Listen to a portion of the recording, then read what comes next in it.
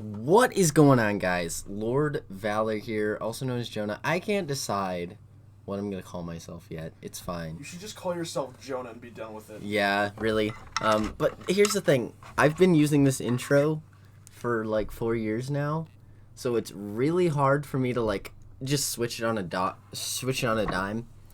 Anyway, enough of that.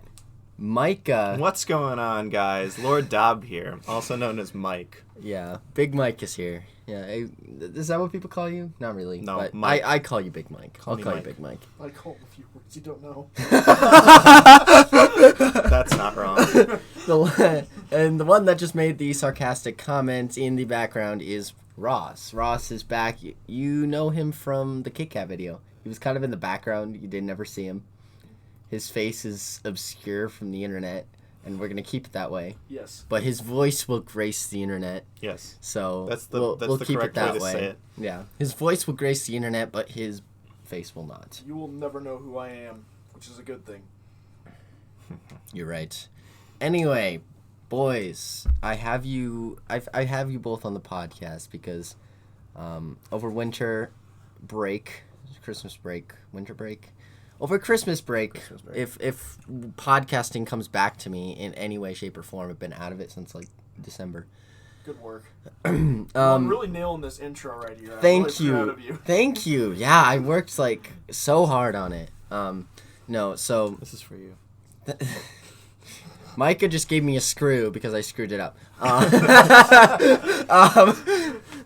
So Look, that ad-libbing thing is coming back. hey.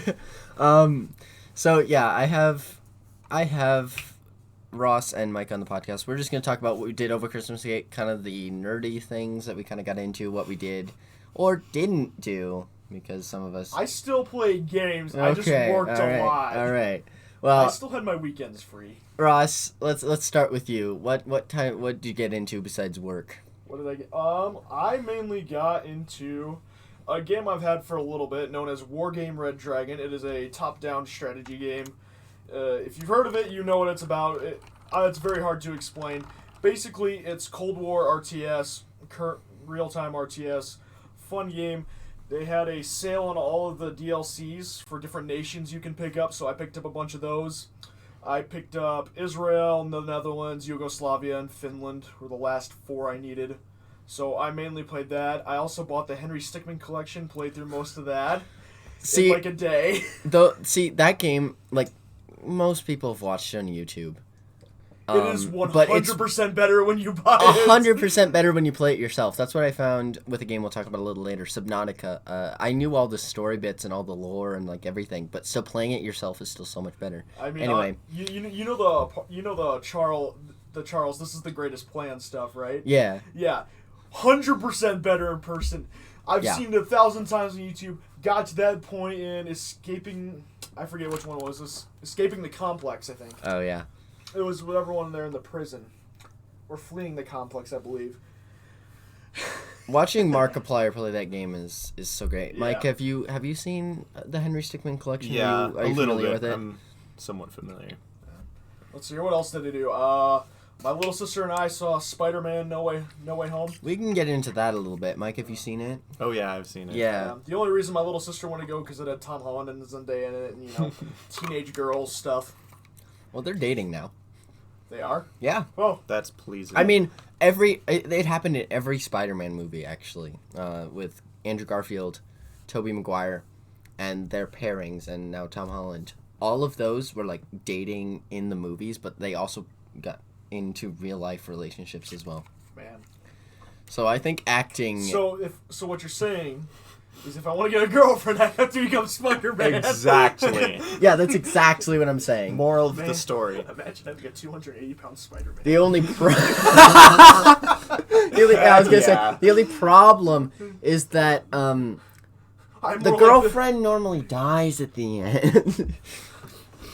What happens if it's by my hand? Yeah. Oh boy. Okay, yeah, so we might get into that a little bit later since we've all seen that as well. But Micah, what did you get into? What did I get into? Well, I was gonna say something really inappropriate, but I decided. Please keep against that it. off the internet, guys. Yeah. The internet already has enough of that. Yeah, it does. Yeah.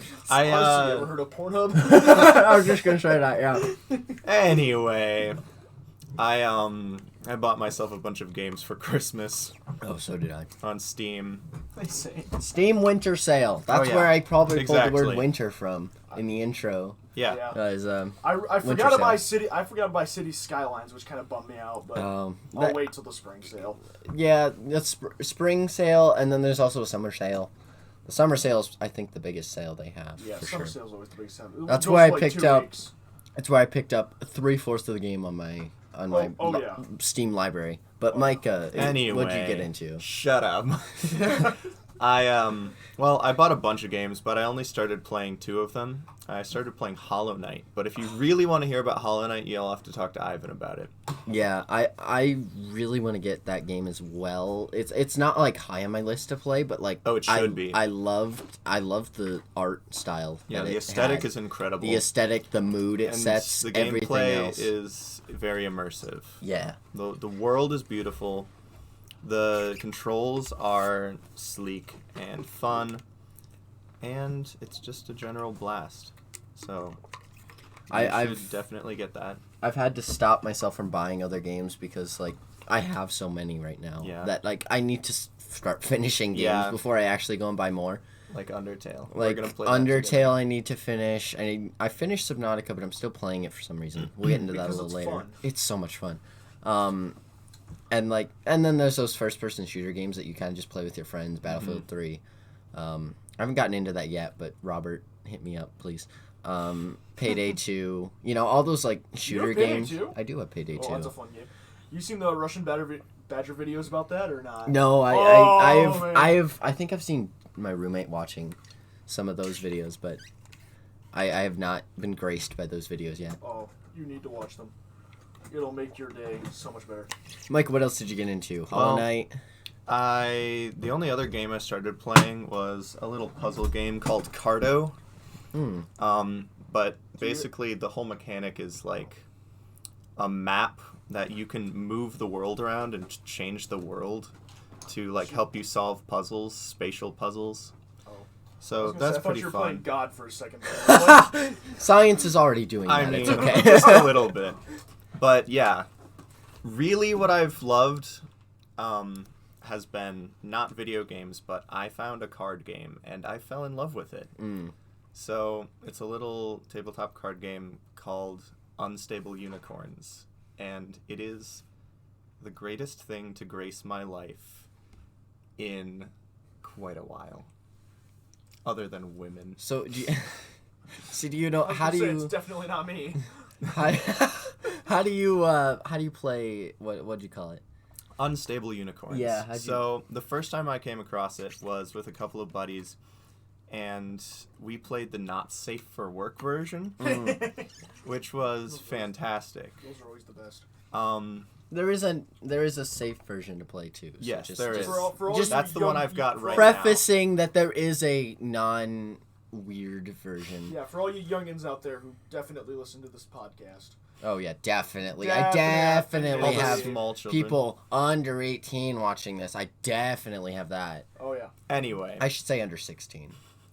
not like I'm people- sure it's there's not- like some 17, 18-year-olds that watch. I don't think I have anything under 16, but Yeah. I could be wrong. So You- just prefacing, there is a safe for work version. Anyway. But continue. yeah, the goal of the game is just to get 7 unicorns in your stable, which is the area in front of you where you lay your cards down. But there's various other cards like power-ups and upgrades, downgrades, magic cards, instant cards. All of it goes together in what ends up being basically a total massacre. Is it made by the same people who made Exploding Kittens? I It was just is gonna ask not, that.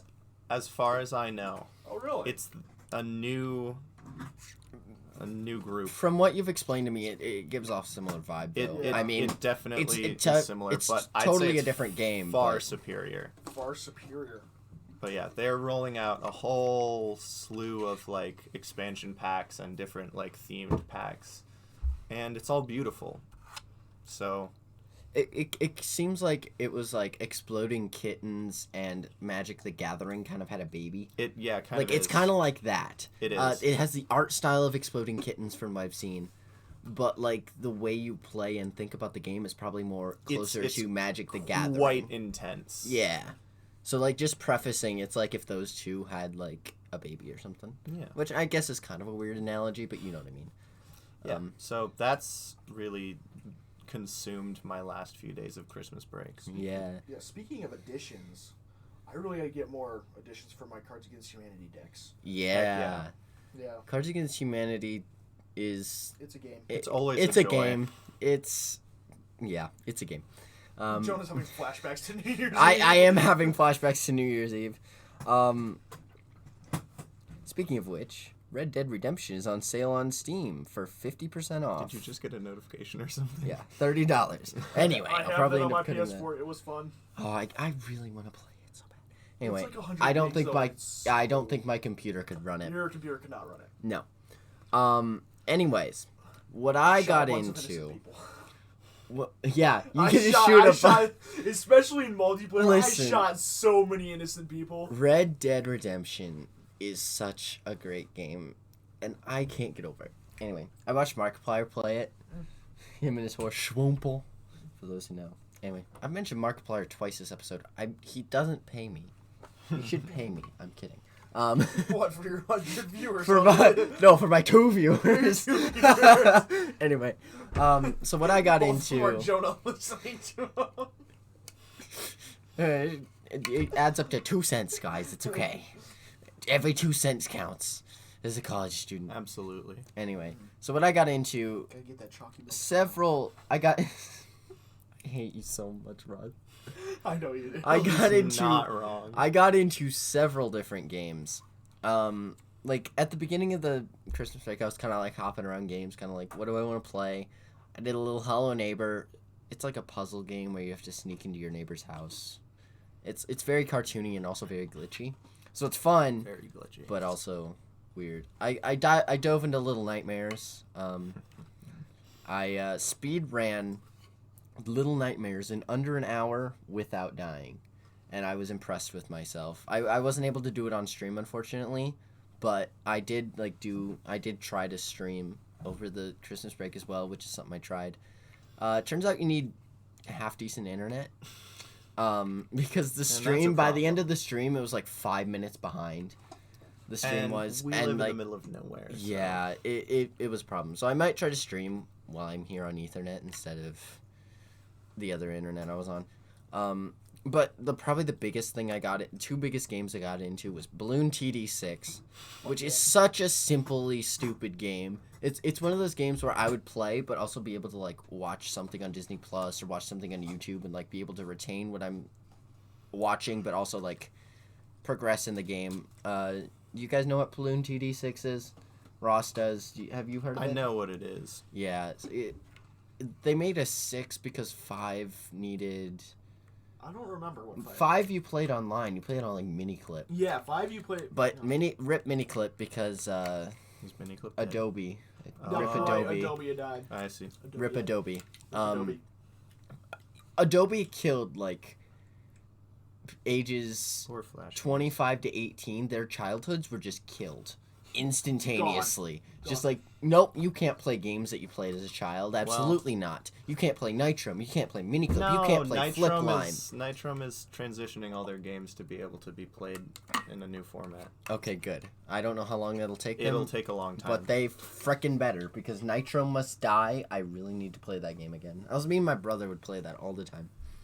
Anyway, so I played that, and I would advise getting it if it's on sale. I got it for like $2 on sale. It's normally 10. So I'd advise getting it if you kind of want a mindless game that you can play. And then also like watch something, like multitask like I like to do. But the biggest is Subnautica.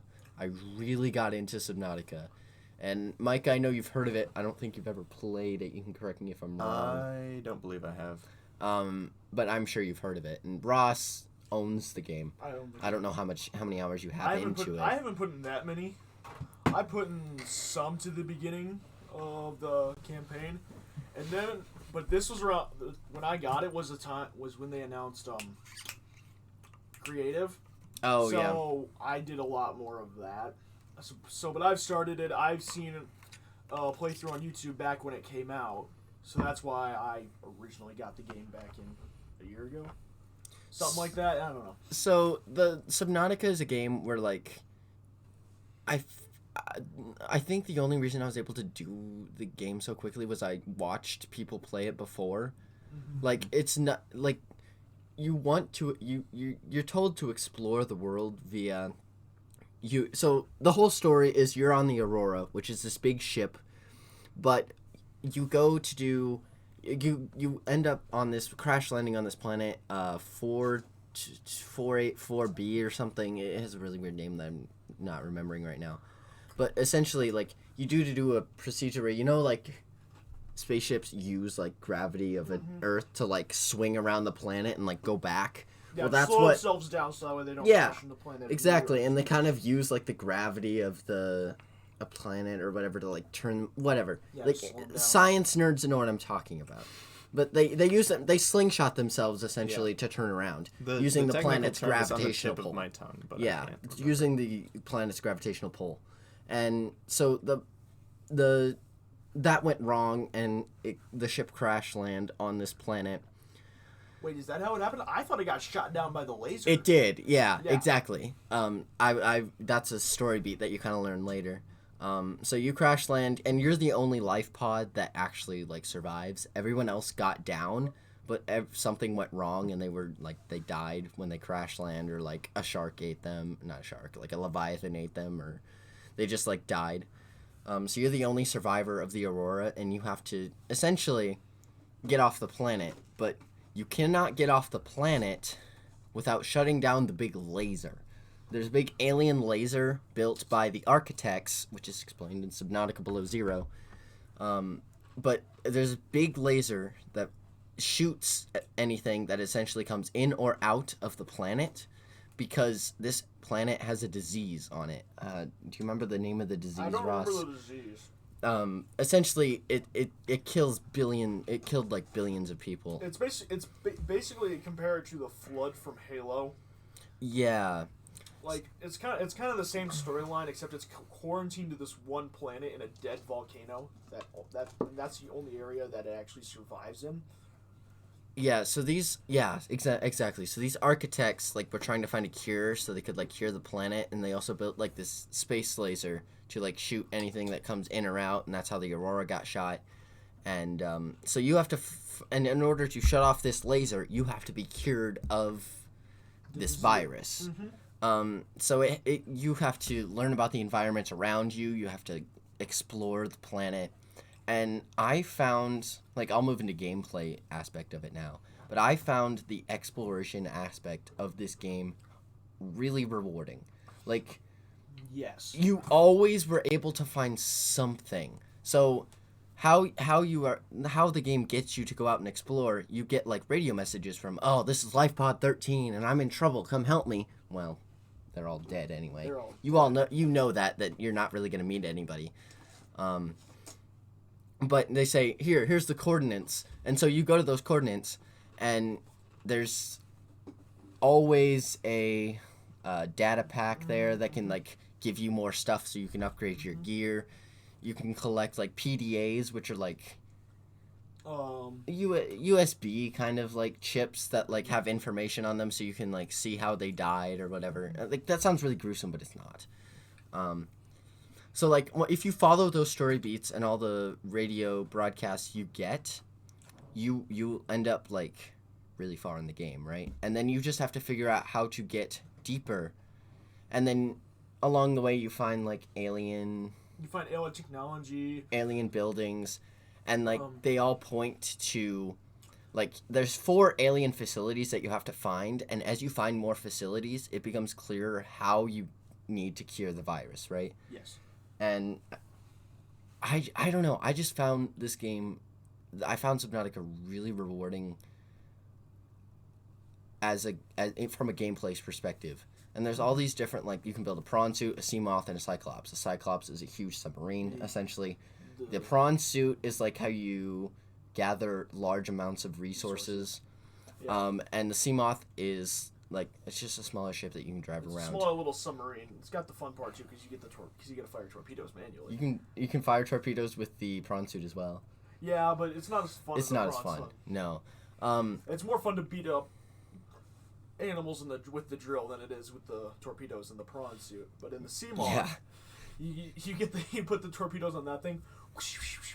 So when I first played this game, maybe Ross, you can attest to this too. Like Subnautica is like a horror game, essentially, because you're like so scared to go out because you know there's leviathans out there. You know there's leviathan type creatures out there. You just don't know where they are. So you are terrified to go anywhere for the first like 10 hours of your gameplay because you don't know where the things are. And as you explore, you begin to learn, oh, so that's like a sand dune, so there's like tons of leviathans in there, so I'm not going to go in there. There are ways around that actually that I'll explain The later. nice thing is that I really appreciate how the game developers like made specific areas for the leviathans, like how you have the Reaper Leviathan right behind the radiation of the Aurora. That's probably I don't know, I'd say it's the scariest one besides the Ghost Leviathan off the edge of the... I find the Sea Dragon, Ooh. I hate, like, I don't mind the Ghost Leviathan. Mike, you should maybe look up images of these and, like, tell me what you think of the design of them. But I don't mind the Reaper Leviathan as much anymore, and that's because I found a way to kill the Reaper Leviathan. You use a stasis rifle, essentially, and you sit underbelly and you just slash at them with a knife and they eventually die. Oh. So I've killed most of the Leviathan in the like desert dunes out there, so I can just essentially go wherever I want. But I haven't killed them in the front or the back of the Aurora, and there's a couple by the failed rescue island. Oh yeah. So I haven't killed all the Leviathan, but there are ways to kill the Leviathan in the game, which is nice. It takes a lot of work. Oh, it does. Because I remember you reading something about how they intentionally designed the game to actually like not be violent or anything like that. Which is kind of which was kind of like my whole thing with the game. Is like, I mean, it was, don't get me wrong, still a great game. You should play it, but I'm like, man, if I didn't have a stasis rifle and an actual rifle or a harpoon gun, like even a harpoon gun would do well in that game. They just had this stasis rifle that worked. They definitely have to make you work to kill the Leviathan, and it's the Sea work. Dragon is almost impossible to kill. Yeah. But it's possible if you have the grappling hook and the drill arm on the prawn suit, you can just like keep attaching yourself to the Sea Dragon and then also like drill his belly and it'll eventually kill him.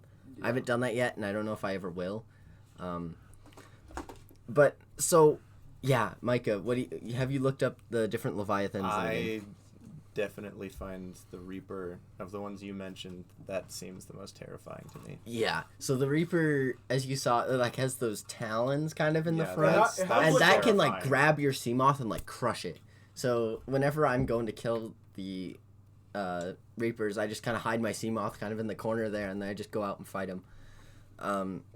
Which I don't know. I guess that's an intentional game design, but I don't know if they really want you to do that. Because if it was real life, you'd be really messing with the ecosystem of the planet. Not that you haven't already, but like you haven't already, but you would probably still lose. No, yeah, exactly. It's definitely shouldn't be possible in real life, but it makes it nice for endgame when you're like, I just want resources and I just want to find different wreckages, you know? Mm-hmm. And it's like, I just don't want to deal with these Reaper Leviathans, so you just go and kill them. Mm-hmm.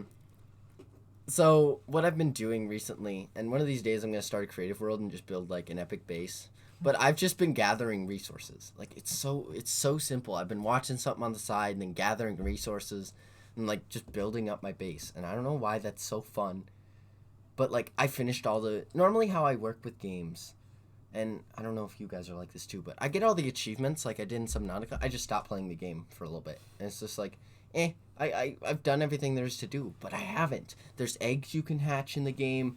There's like resources you can build this like massive base, and it's like I'm not done. There's still so much to do in this game, and I don't know how you guys function, if you guys like focus on getting achievements or not. I definitely don't look for achievements, but in order to finish games, I usually try to like build myself up a good cushion before I challenge myself because I'm a total wimp. So like the best resources I can provide for myself to attack and defend and explore, I'll always try to build those up to their absolute maximum level before I really test myself.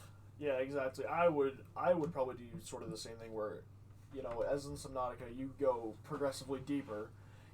I'd probably, like if you had a depth module, I'd probably try to find 3 backups as well, so that way if it got destroyed or something, I'd be able to do something about it again. And then I could be like, oh, okay, here's this, and... Here's a little cheap thing I found. I didn't use it, as much. I think I used it once, because, I flooded my base, and I just didn't want to deal with it. But you can choose when you save your game. So, if you want to have a save checkpoint, you save it, and then if you go do something and fail, you can just quit the game and come back in and retry it. I only used it once because I accidentally placed something and it, wrecked my whole base. I'm like, well, that's not what I meant to do, so I'm just going to restart. Mm-hmm. I just started playing, and I'm only not saving 3 minutes of work. That was negative. So, I only used it once. But it was... That's just a cheap thing I found, I guess. Mm-hmm. And I don't know how familiar you guys are with Subnautica Below Zero, but I am significantly not as excited for it as I initially thought. I'm going to still buy it and play the game, but it just doesn't... it looks like Subnautica, but it doesn't feel like Subnautica. Mm-hmm.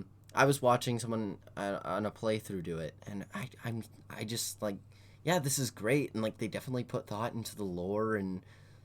it calls back to first Subnautica, but I just can't find myself... I don't find myself liking it more than I do the regular Subnautica game, which is weird because with Little Nightmares, as I've ranted to Micah several times, I love the second game more than I love the first game because the second game builds off the first game. Right. And Subnautica Below Zero does that, but there's different... It's fine. It's fine. It's just but, I have a fat butt. No, you don't. But there's different, you build different vehicles. Yeah, there's way different animals, and there's, it just doesn't... It's it takes place on the same planet, but it feels so different. Mm-hmm. There's not the Cyclops. There's the prawn suit, but the Seamoth is, I don't even know what it is. I'm not dissing. It sounds like I'm dissing. Subnautica Below Zero, I'm sure it's going to be a great game when I play it. But I think my heart will always belong to the original game because I love the original game so much. Sequels always have that interplay between you're living in the shadow of the first thing, but you're also building off of its legacy. So it's a hard line to walk. Yeah, and I think I'm not complaining about Below Zero. I'm sure it'll be a great game. I just think the original Subnautica is always going to be better. Yeah. But again, that's different because I'm trying to think. Sometimes movies do that too, kind of to tie it back into another nerdy thing I like. Movies have that tendency too, right? If there's Micah, fix my words here. Sure. So, if there's the original movie, right, and then if you do a sequel or prequel, whatever you do, it's not always as good. An exception, Star Wars is an example of the negative way where it affected, but a positive way was Secret Life of Pets. I don't know if I've ever had this rant on this podcast before, but the first Secret Life of Pets was absolute trash. But they made a second one, and I was like, oh goodness, there's no way this is... I was like, okay, I don't think they should have made a second because I thought the first was terrible, but there's no way they can be worse than the first, and I was right. The second one is significantly better than the first Secret Life of Pets. And well, maybe that's because you just pushed down your expectations. Oh, I definitely lowered my expectations, but even then, Secret Life of Pets 2 was significantly better story than Secret Life of Pets 1. Secret Life of Pets 1 had all these story beats that were oh wow, I wonder what's gonna happen, and you know exactly what's gonna happen. Yeah. Granted, it's for little kids, and I was 17, high school, yeah. So. Yeah. See, I will say the only movie series that I really think, the one that I've seen that actually does sequel building well, is the John Wick series. I haven't seen those, but it's on my list. I watched all 3 of them last year back when we were in, the dorms, not the apartment, because you know who my cousin is. Mm-hmm. Yeah. So like sometimes he, his roommate and a couple other of us from the dorm would just gather in the lounge, put up my TV actually, and we'd just watch a movie or something like that. And so we watched all three John Wicks, I believe. Yes, all 3 John Wicks. And for me, those just progressively got better. Partly because they actually did the timing right. That's a whole rant I have with Star Wars, and we'll probably never go into that because it actually angers me how much the Star Wars movies have failed. You know what I mean? Yes, like I know their TV series have been excellent. The Book of Boba Fett, I was watching that over break. Boba Fett? Boba Fett. I said Boba Fett. You said Boba Fett. Whatever. The Book of Boba Fett I am so excited for them to continue that. See, here's one thing I really think why TV shows suit bigger universes better. Because in a TV show, you're able to hit more accurate parts of the universe in more depth than you really need to. I mean, just look at... It's all about attention to detail. It's all about attention to... Yeah, exactly. It's all about this attention to detail. And with Star Wars, as big as it is, you really need that attention to detail. Like, same thing with Warhammer 40K, is that it's such a massive universe that there's a reason that it's never been made into a movie. There's more video games and TV series about it. I don't think there's even a TV series, but, like, or books or whatever. It's because it's such a big universe that they have to bring it down to detail in order for people to actually get into the universe. Otherwise, it's just too much information to handle. Mm-hmm. So well, that's what I like about what Marvel's done. Like, they have their movies, and all their movies, I didn't love them all, but they're all like high quality, well written, coherent storyline that like all connect. And what the TV series that Marvel's been able to use that, and they've been able to like expand on like different characters and like give them story arcs that wouldn't have been able to been met in a movie. So when you're able to focus in and hone in on characters like that, you're able to blossom a different character that you want in order to set them up for a different movie. That's what we saw with WandaVision. I'm sure that's what we're going to see with Loki, though I don't know where his tie-in's going to be. Wait, you haven't seen Loki yet? Oh, I have. I have. I just don't know where they're going with that. If he's going to be in Multiverse of Madness, I don't know. Multiverse of Madness, I'm really excited. I'm pumped for that because even that What If series on Disney Plus, you need to, because there's a tie-in. If you watch the trailer, there's a tie-in to What If. Dark Doctor Strange makes an appearance in the trailers, and I flipped because I about stopped watching the What If series because I was just bored of it. It was high quality animation. The thing about it was, like, why does this matter? This is taking place in alternate universes that I don't ultimately care about. But they tie it in well at the end, so we can maybe talk about Marvel later. I need to find someone who's gonna talk in depth with me about that. But yeah, go off your point, Ross. I think having a mix of TV and movies is very good for like character development. And wanting to be a writer myself, I'm able to like better study each one. And my more issue with pacing comes with the sequel trilogy from Star Wars. Surprisingly, the prequels is actually spaced and monitored better, especially once you watch the Clone Wars with it. Yeah, I've been getting into that too, and it's getting better up to season 3. Season 4 is where it really hits off. That's where Filoni and his crew really hit their stride in terms of the Clone Wars. Season 4 and Season 5 are arguably the best. Season 6 it's fine if you get to the last 3 episodes where you actually get actually no, I'm not gonna tell you, but it's a journey of Yoda basically, and that is probably it's a 3 arc episode. Not 3 episode arc. That's the word. That's the phrasing. Yeah. So season 7 I like too. I didn't Season 8 watch the 4 middle episodes of the Martinez sisters because they're dumb, but that's an argument for another time. But what was I gonna say? But yeah, I have different issues with Star Wars in terms of all three of the trilogies. I have like the main trilogy. I have issues with a few things. In the prequel trilogy, I have issues with a few things. But even that group of 6 still holds up really well compared to the newer movies. Yes, the newer movies suffer from a lot. For me, they suffer from the combined problems of both the prequels and the originals, which I'll address later. They ruin their own lore, essentially. Yes, they ruin their own lore, which doesn't help. I mean, my main issue with the originals is that they don't do warfare correctly.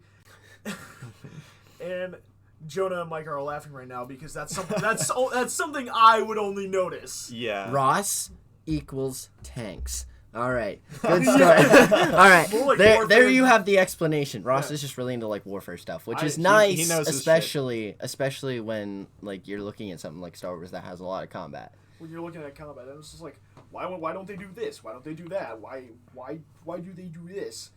And it doesn't make any sense. Like, I'll give you an example. Episode 9, Rise of Skywalker, whole fleet comes out of nowhere. Okay, how did they actually get through the Maelstrom when it was already established that a fighter could barely get through it, and you bring this 3,000 ship fleet in? Again, that's ruining their own lore, right? They break their own rules. So because it's convenient, it's a rule until it's inconvenient. Then they're just gonna strip that rule out and hope you don't notice. Yeah, I think they really could have done, like, that's a whole podcast, and that's a whole me rant in itself about how ground troops are used in Star Wars. Because,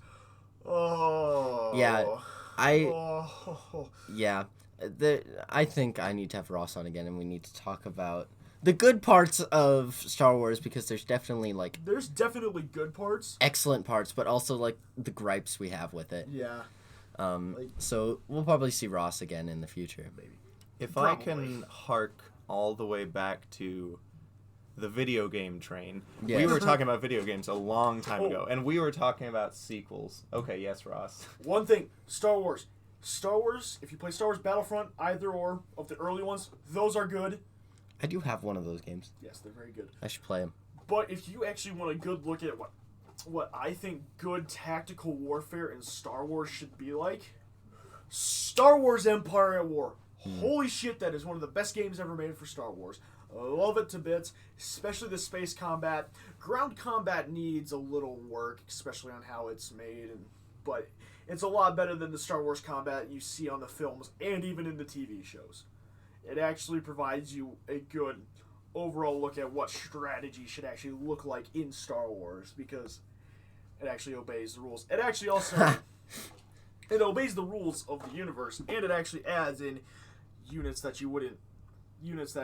are more useful. Like, for the instance, the Empire gets something called an AT-AA, which is just an AT-AT, a wider AT-AT, with anti-air guns on it. Wow, who would have thought to use that at the Battle of Hoth? Yeah, no, I'll definitely have to check that out. That sounds interesting. But space combat, there's even a mod you can get off the Steam Workshop called Star Wars Empire War, a Galactic Civil War remake, which is only ship combat. I have that installed. I have been going ham with the Empire on it. I like Empire space combat better. Sorry for those of you who love the Rebellion and their cheap ships. Ooh. Fighting words. Comment sections can blow up, Ross. Yeah. Actually, please blow up, because I need comments. Jonah wanna hug. No, I just want subscribers. He doesn't want a hug. He needs a hug.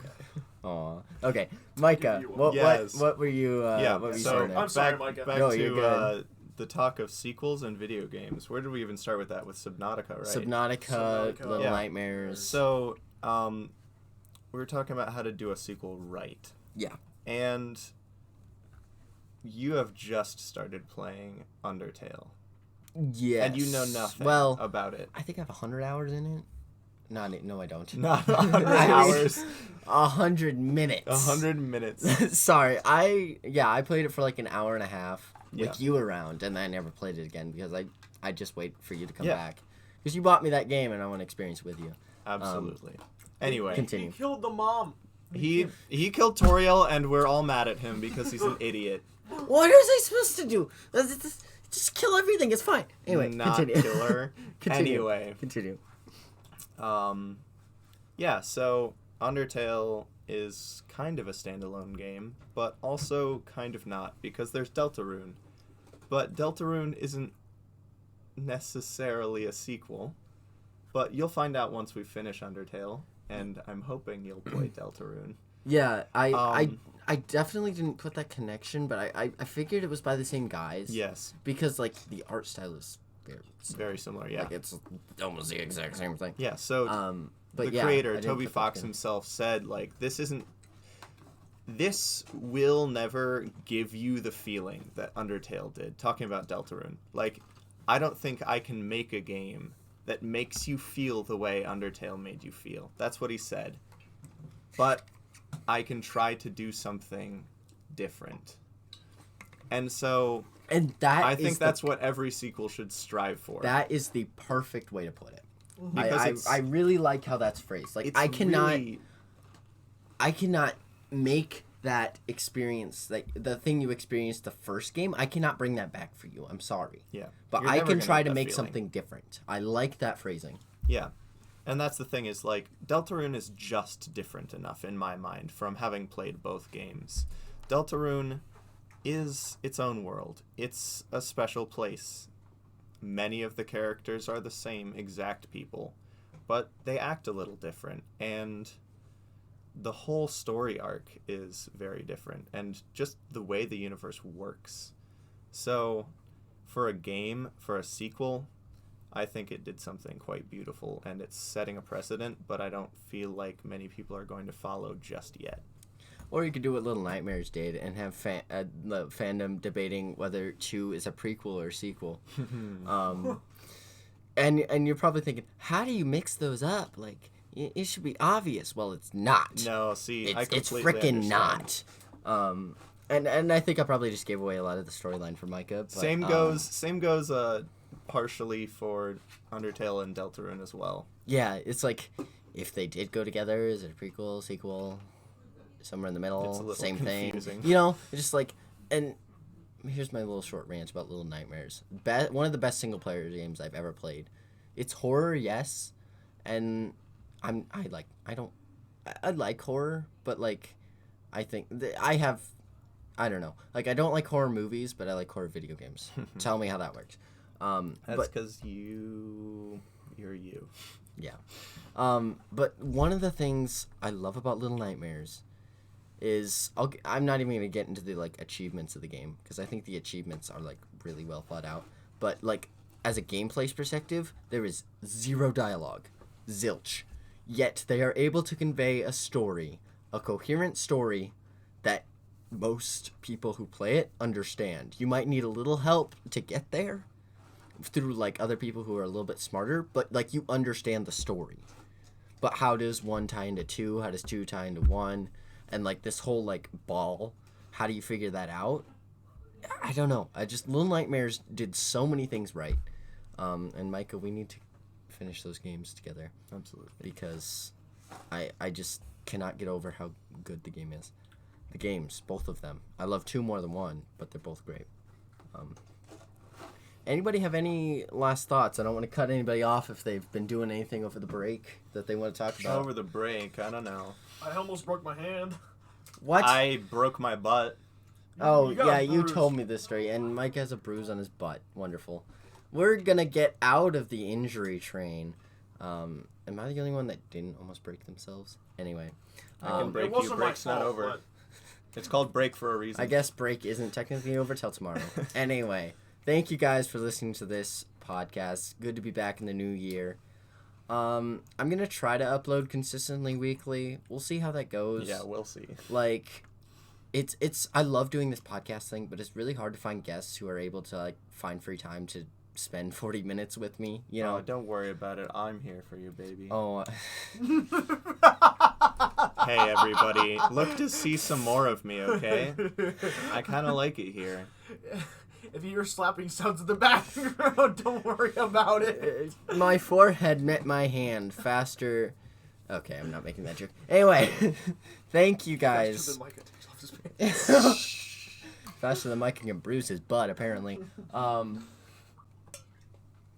Thank you guys for watching this episode. Listening, I guess. Well, if you watch, you're a little insane Good because for it's you. a black screen with the word Saucium and the episode title. That's all you get. But thank you guys for checking out this episode. If you enjoyed, please slap the like. Leave a comment. Slap it. Yeah, slap it. Smash it. Like, I'm going to hear keyboard slap. Bruise its ass. Across the world, I'm going to hear a simultaneous, like, slap on the keyboard. Like, the whole world's just smashing the... No, I'm kidding. But make sure you go down to the description. Sometimes I do Lifecast extras. We're not going to do that today, but I'll upload Lifecast extras to my second channel, which is my Lord Valor channel. I haven't done that in a while, but I'm going to try to do that again. We might discuss in the future on Lifecast Extra. We might discuss Spider-Man No Way Home. Us three Sounds boys good to might. me. But thank you guys. I hate exits because I always forget to say something, and I always say thank you guys like 15 times. That's But just the way it again, goes. I'm gonna try to upload consistently, but please bear with me. You said that like 3 times. As I work through with guests, I know I just gotta make sure I say everything. It's okay. He's a mess, and we all love him. Yes, Thank yes, you. we do. Thank you. Thank you, Ross and Micah, for joining me. As always, hope you guys enjoyed this as much as I did. If you are listening, leave a comment. Best way to show that the YouTube algorithm that you are watching is if the audience is participating and commenting. So please do that if you enjoyed. I think that's it. Join the Discord linked in the description. You have your own Discord channel? Yes, Ross. Oh. Go check the description. It looks like even the person on my podcast needs to do that. So don't feel bad if you haven't done that yet. Thank you guys for watching. When life gives you lemons. Love and kisses. Bye. I didn't know where I was going with that.